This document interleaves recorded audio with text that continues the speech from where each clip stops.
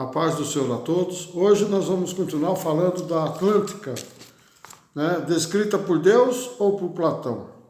Lembrando que Deus aqui está comparando a cidade de Tiro com a destruição de uma ilha há muitas décadas atrás. Então essa comparação ela é relativamente igual à descrição de Platão, significando que Deus que teria destruído aquela cidade.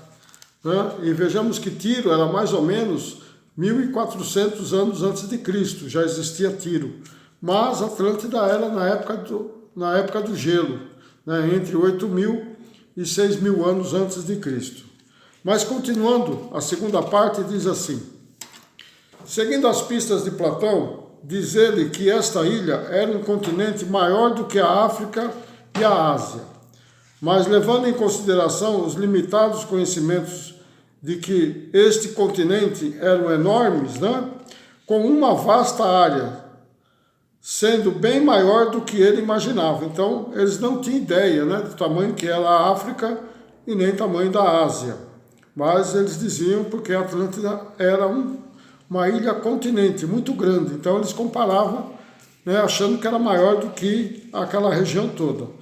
Mas, todavia, essa ilha-continente provavelmente era muito grande, assemelhando-se a um continente e não a ilha simplesmente. Na descrição de Platão, o centro da cidade perdida teria cerca de 2.000 a 3.000 hectares de extensão, onde ela era toda cercada de montanhas e ilhas ao seu redor, e era situada numa região de muita atividade vulcânica, possivelmente entre duas placas tectônicas no Oceano Atlântico. Essa cidade,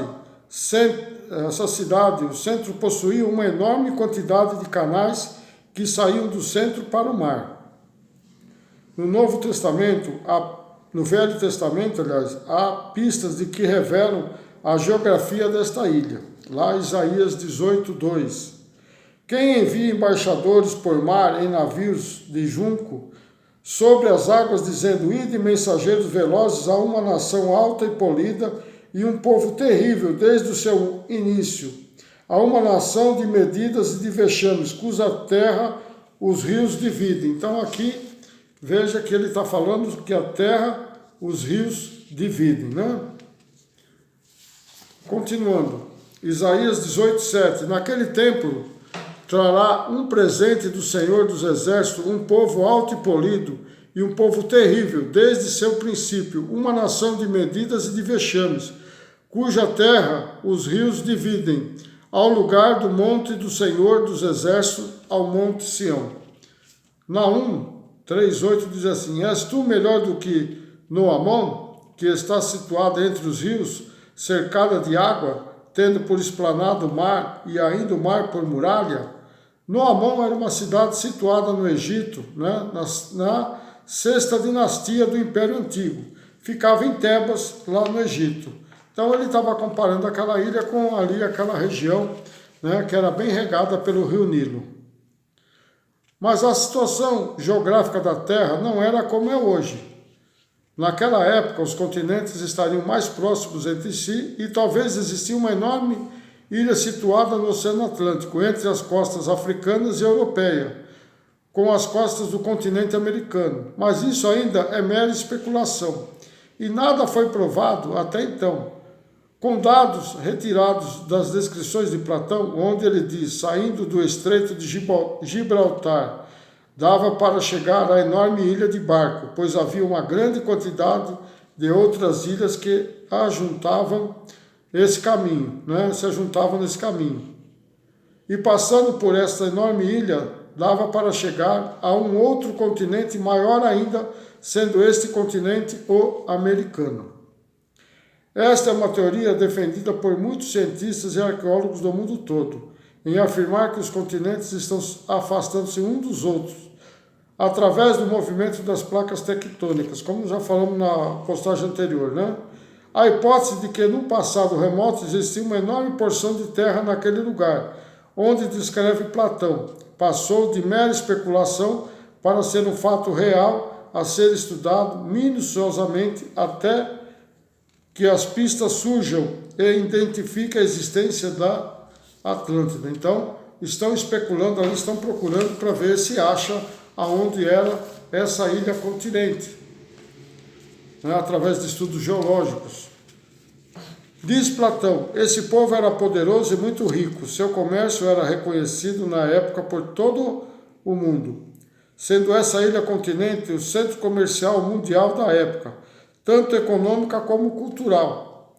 Sendo um povo poderoso, guerreava com todas as nações vizinhas que se opunham a eles, possuía uma frota incalculável de naus e de uma armada que fazia inveja a seus inimigos, onde eles impunham sua cultura e despojavam os vencidos. Esse fato talvez tenha acontecido, pois sendo eles autossuficientes, cansaram dessa situação e também por ganância passaram a dominar e destruir muitos dos seus vizinhos, né? Então, por causa da ganância, eles continuaram, né, a destruir e a conquistar muitas outras ilhas, né? Isso igual hoje acontece, né? Há muita ganância no mundo e cada país, dos países grandes, querem dominar os menores, né? Isso faz parte da cultura do ser humano. Desde o começo foi assim e vai continuar sendo assim até o fim. Naum 3,9 diz assim, a Etiópia e Egito era a sua força, e esta não tinha fim, Put e Líbia foram o seu socorro. Isaías 23, 2. Caí-vos, moradores da ilha, vós a quem enche os mercados de Sidom, navegando pelo mar. 23, 3. E a sua provisão era a semente do canal, que vinha das muitas águas, e a ceifa do Nilo, e ele era a feira das nações. Passa a Tarsis, eu e vai, moradores da ilha. Ezequiel 27, 3. E diz a Tiro, que habita nas estradas do mar, e negociam com os povos de muitas ilhas. No coração dos mares estão os teus territórios, e os que te edificam e aperfeiçoaram a tua formosura. Veja, Tiro ficava às costas ali de Israel. Então aqui fala no coração do mar. No coração do mar seria lá no Oceano Atlântico. No 27,5 diz assim, fabricavam todos os teus converses de faia de Senir, trouxeram cedros do Líbano para fazer mastros para ti. Fizeram os teus remos de carvalho de Baçã. A companhia dos assírios fez os teus barcos de marfim de ilhas de Quiteus.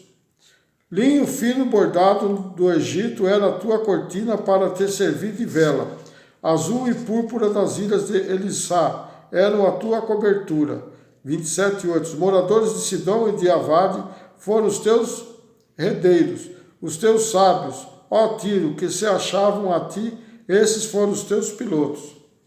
27,9. Os anciões de Gebal e os seus sábios foram em ti os que consertavam as tuas fendas. Todos os navios do mar e os marinheiros se achavam em ti para tratarem dos teus negócios. Então aqui ele está comparando a cidade de Tiro, que era próspera igual aquelas ilhas além do mar, tá?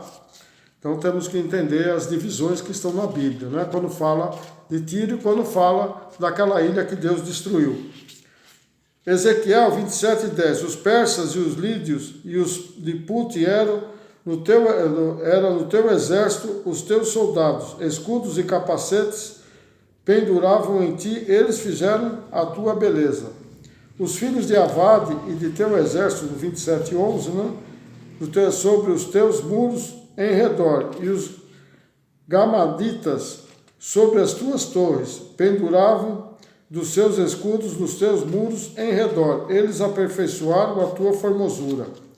Ezequiel 27:12. Tarsis negociava contigo por causa da abundância de toda a casta de fazenda, como prata, ferro, estanho, chumbo, negociavam em tuas feiras.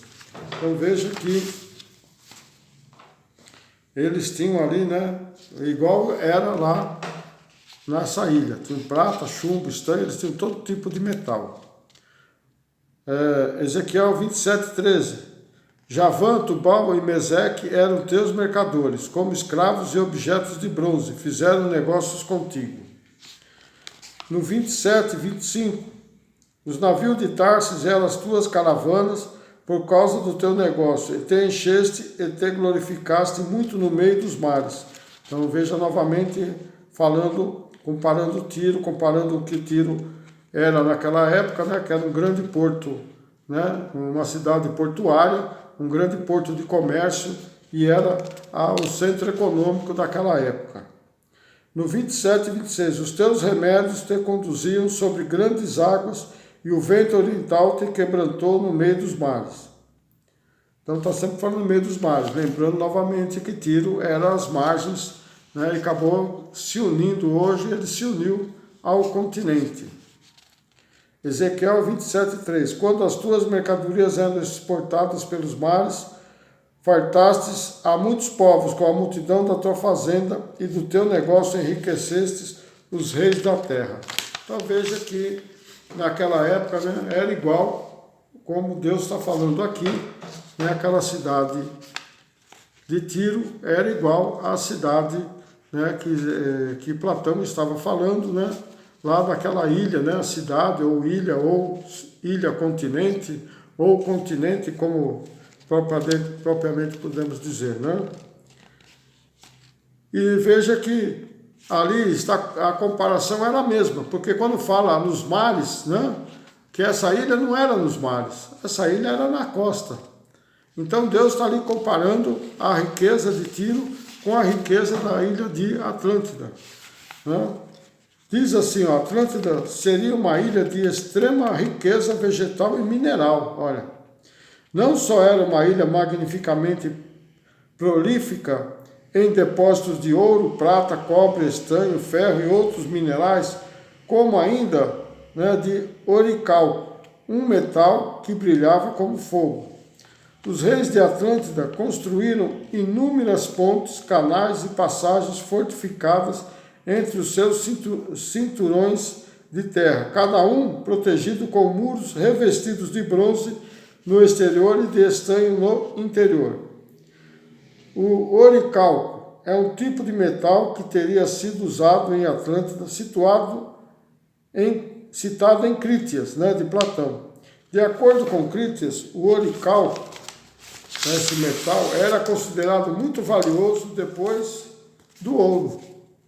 Então era um metal de extrema validade, né? Era um metal, vamos dizer, até raro, né? Mas lá existia. Mas essa origem desse oricalco, né, não tem, porque na tabela periódica não existe esse metal. Então provavelmente eram ligas, né, de metais que eles, na época, né, fundiam e acabavam ficando brilhantes, né? Mas veja que essa, né, teria sido achado e explorado em muitos lugares da Atlântida em tempos remotos. Então, naquela ilha haveria muito desse metal, né? Não se sabe ao certo o que era o oricalco. Na tradução grega, oricalco significa cobre da montanha ou metal da montanha. Então, em grego, oricalco seria isso daí, cobre da montanha ou metal da montanha. Como foi Platão que escreveu e ele era grego, então provavelmente ele deu esse nome, né? Talvez na época de Atlântida era outro nome, né? Mas ele deu esse nome porque ele falava que era a montanha, né? O cobre da montanha ou metal da montanha. Então veja que esse nome se originou lá dos gregos, não era da época de Atlântis, tá? Então era algo que que Platão deduziu.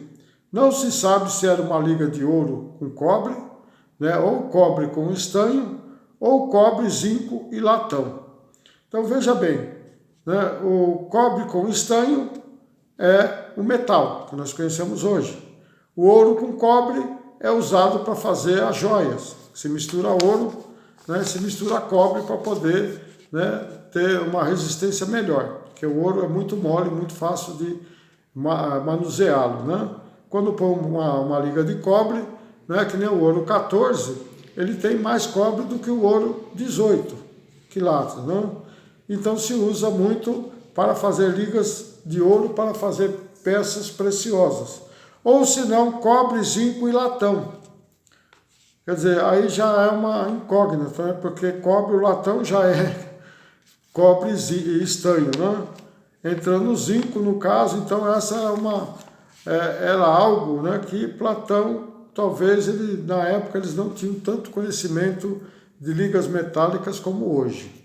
Então essa história, né, de Tiro, comparada com essa ilha, Deus descreve várias coisas, né?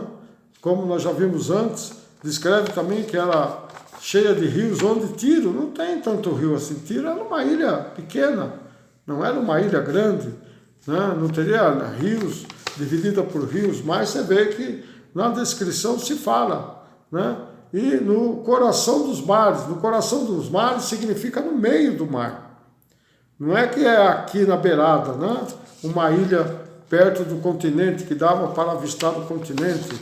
Até na época de Alexandre o Grande, né? Ele fez uma ponte de 400 metros para ligar, né, com a ilha. Talvez a ponta da ilha, ele fez um aterro para poder invadir essa ilha de 400 metros. Então não era distante, tão distante essa ilha do continente, né? Por isso que ela passou a ser hoje, ela passou a estar junto do continente. Então você veja que a comparação, quando Deus fala em algumas passagens, que não bate com a cidade de Tiro, mas nós sabemos que ele está comparando as riquezas de Tiro, o que Tiro era o comércio, qual era o comércio de Tiro, com aquilo que era a Atlântida. Então é uma descrição clara de que Deus estava falando de outra ilha, né? Mas na próxima postagem nós vamos falar da destruição dessa ilha. E nós vamos ver que está tudo descrito na Bíblia. Tiro sumiu? Não, Tiro ainda existe.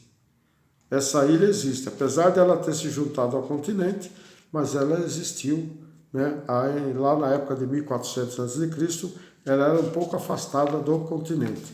Mas ela não foi destruída, ainda ela existe. Então não é dessa ilha que Deus está falando. Amém? Não esqueça aí de compartilhar, tá? Não esqueça aí de pôr o joinha, né? Já falando em português, mais fácil, né? E não esqueça de se inscrever, você que não é inscrito. E se você quiser ver mais, entre nesse canal mesmo, entre lá no playlist, que você vai ver muitos outros assuntos interessantes, né? Que você vai tirar suas dúvidas da palavra. E isso é só o começo. Amém? Que Deus abençoe a todos. Até uma próxima. Fique em paz.